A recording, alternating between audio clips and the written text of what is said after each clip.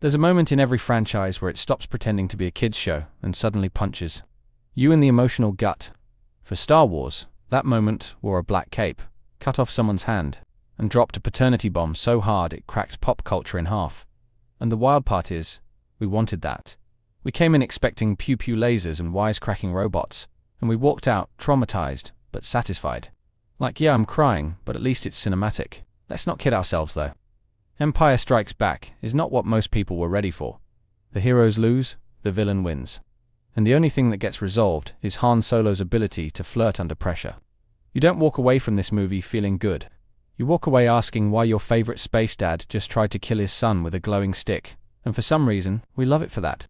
It's like Lucas and company looked at the happy ending of the first movie and said, nah, let's break everything. Let's toss them into a snowstorm, beat them up with abominable snowmen, make them fight snakes in a swamp, and then freeze the fan-favorite guy in carbonite, just to twist the knife a little harder. And yeah, sure, let's end the movie on a sad stare into the void, like we're all emotionally stable or something. But here's the magic. It works. It shouldn't, but it does. Because under all that darkness is a story that's finally growing up. The Force stops being a plot device and becomes a test of will. The characters stop being tropes and start becoming people. Real, flawed, confused people who don't always win. And when they fall, it matters. And the best part is how it just refuses to wrap things up in a nice bow. It dares to leave you hanging. Like, hey, thanks for watching, here's some trauma and a robot hand, see you in 3 years. It makes you sit with the uncertainty, stew in the drama, and maybe even admit that, yeah, this is kind of brilliant. In this video, we're breaking down how The Empire Strikes Back changed the entire DNA of Star Wars, why its bleak tone and broken characters made it the emotional backbone of the whole saga, and how a movie with no happy ending somehow gave us the most satisfying chapter of all. There's this moment when you're watching Empire Strikes Back for the first time and something just feels different. It opens not with a triumphant fanfare but with a bleak, icy wasteland and a hero literally getting mauled by a Yeti monster. This isn't the warm and fuzzy Star Wars where robots bicker in the desert and everything gets fixed with a lightsaber and some hope. This is survival mode. From the moment Luke gets strung up in a cave, like frozen meat, you realize this movie is playing by a different set of rules. And then there's that whole Force ghost hallucination with Obi-Wan telling Luke to go to Dagobah. It's weird. It's slow. It's quiet. It's the kind of storytelling that makes you lean in instead of sit back. Suddenly the Force isn't just some cool power that lets you deflect lasers. It's something spiritual, meditative, strange. Then we get to Yoda. And instead of a wise Jedi Master with rippling abs and a booming voice, we get a tiny green goblin with a speech disorder and a troll stick. And yet he ends up delivering some of the deepest truths in the whole franchise. He doesn't teach Luke to fight, he teaches him to think.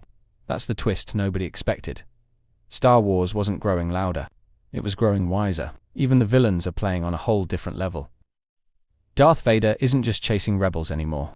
He's setting traps, manipulating people, and quietly choking subordinates like it's his cardio routine. He's less of a movie monster now, and more of a chess master. And that makes him 10 times scarier. Everything about Empire asks you to lean forward and pay attention. It doesn't spoon-feed you or wrap things up in a bow. It invites questions, teases mysteries, and dares you to believe that this galaxy far, far away might actually have depth. That's the real hook. Let's be real. If you were expecting another feel-good space roller coaster after A New Hope, Empire probably felt like a betrayal. The pacing slows to a crawl, the jokes get darker, the wins are microscopic, and the losses hit like a truck full of bricks. And yet people call this one the best one. Like, how does that make any sense? You've got Han and Leia bickering like an old married couple, trapped in an asteroid. Luke ditching his friends to hang out in a swamp with a cryptic green sock puppet. And C-3PO getting literally shut off mid-sentence more times than I can count. It's chaos, it's messy, and no one ever seems to be on the same page. We spend half the movie in hiding, and the other half running away. There's no big triumphant moment, no medal ceremony, no Death Star explosion to fist pump about. Just betrayal, loss, and that horrible feeling that everything you thought you knew is wrong. It's like Star Wars decided to hand us an existential crisis for dessert. There's a sadness baked into every corner of Empire Strikes Back that no amount of laser blasts or witty banter can hide. It's in the way Han looks at Leia before being lowered into carbonite. It's in Luke's face when he hears Vader's truth. It's in the silence between characters who used to joke their way through danger, but now just stop talking. This is a film where heroes lose, where hope feels like a distant memory, and where survival is the best you can hope for. Leia doesn't save Han. Luke doesn't defeat Vader. And nobody walks away from Cloud City with a smile. It's all shattered illusions and scraped together plans. Luke's injury is symbolic, but it's also physical. He loses his hand, his innocence, his sense of destiny. And in return, he gets a robotic limb and a load of emotional baggage. He's not the wide-eyed farm boy anymore. He's a soldier with scars. And that hurts. And the betrayal. Oh man, the betrayal cuts deep. Finding out Vader is his father isn't just shocking. It's soul-destroying. It means everything Ben told him was half true. It means the war is personal now. It means the Force comes with a price. This is the moment where Star Wars stops being a fairy tale and starts becoming a tragedy. Where the myth starts peeling away and what's left is just raw human pain, wrapped in lightsabers and space battles, but pain all the same. But with all that said, this movie is also stunningly beautiful in its quiet devastation. The cinematography alone deserves a standing ovation. From the frozen blues of Hoth, to the eerie fog of Dagobah, to the orange glow of Cloud City's betrayal. It's like watching a painting come alive. The visual storytelling is masterful. When Luke enters the cave on Dagobah and confronts his own face inside Vader's helmet, it's not just spooky, it's meaningful. That single image says more about fear, destiny, and identity than most franchises say in an entire trilogy. Yoda's teachings are iconic for a reason. Do or do not. There is no try isn't just a meme-worthy line, it's a philosophy. The whole sequence is a blend of ancient wisdom and space weirdness that somehow just works. It turns a swamp planet into a classroom for the soul. And Darth Vader, he doesn't just stand there looking cool anymore. He moves with purpose. He speaks with menace. Every breath feels heavier. Every line lands harder. The lightsaber duel with Luke isn't flashy, it's emotional. It's about dominance, fear, legacy. For all its darkness, Empire still finds a way to plant the seeds of hope in the ashes. Leia doesn't give up. Luke comes back stronger. And even after being betrayed and broken, they still regroup. They still care. That matters more than any Death Star ever could. Yoda might warn Luke that he's not ready, but he still trains him, still believes in him. And even after Luke rushes off to face Vader and fails, Yoda doesn't say, "I told you so." He just waits, because he knows Luke will return. And then there's Lando, a traitor turned ally. A man who made the wrong choice, and then spent the rest of the movie trying to make it right. That's growth.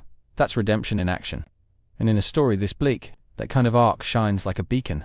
Even Han, frozen and gone, isn't forgotten. The fact that Leia stays, that the rebellion doesn't fall apart, that they all still hold the line, that's the real rebellion. Not ships and blasters, but people who refuse to quit. Because if A New Hope was about starting something, Empire is about surviving it. And somehow, surviving together means more than winning alone. In the end, The Empire Strikes Back isn't just a movie, it's a turning point. It's where Star Wars decided to stop being fun and start being real. The galaxy got colder, the stakes got higher, and the heroes got knocked off their pedestals. It dared to end on a note of uncertainty. No final battle. No triumphant fanfare. Just a quiet stare into space and the heavy weight of everything that was lost. It broke every rule of blockbuster storytelling. And it did it with style. And maybe that's why it's still the emotional core of the entire saga. Because it didn't offer easy answers. It asked hard questions. It didn't give us victory. It gave us consequences. And somehow, that made it timeless. We remember the betrayals, the defeats, the haunted looks between friends who aren't sure what comes next. But we also remember the fact that they still held on, still believed, still kept going, even when everything told them not to. Because growing up means realizing that the real battles don't end with explosions, they end with choices, with pain, with sacrifice. And Empire gave us all of that, wrapped in shadows and starlight. Thank you for watching the whole video. I make videos because of my love for Star Wars and Marvel. I've been asked countless times how I get my subtitles, and I generate them automatically with a tool I built. That same tool can be used here on my website. It's completely free and doesn't require signing up. My website contains the subtitle generator that is perfect for any video. Blogging post, where you can sign up with your email and receive notifications for when I post, and also my 3 channels. Critical Analysis Hub focuses on Star Wars and Marvel movies. Critical Analysis Hub Plus looks at Star Wars and Marvel shows. And Critical Analysis Hub XP centers on video games, like The Last of Us series, Jedi Survivor, and GTA 5. Thank you for being a fan.